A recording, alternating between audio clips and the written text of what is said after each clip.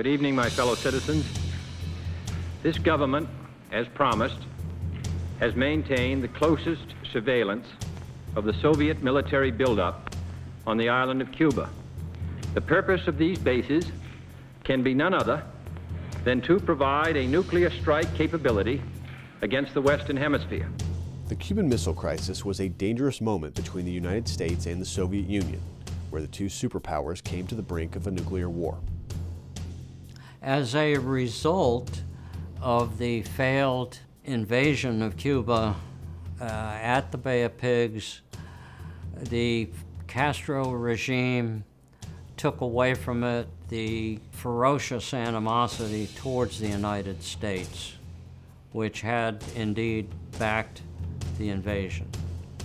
And as soon as possible, the Castro regime, with the assistance of the Soviet Union, introduced nuclear weapons into Cuba.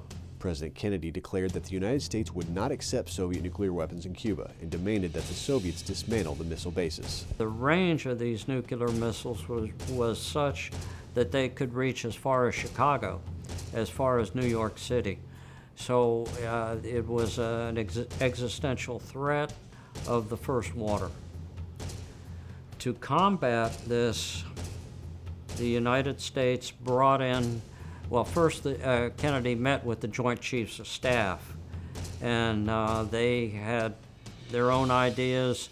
Some favored an outright invasion, get rid of Castro once and for all.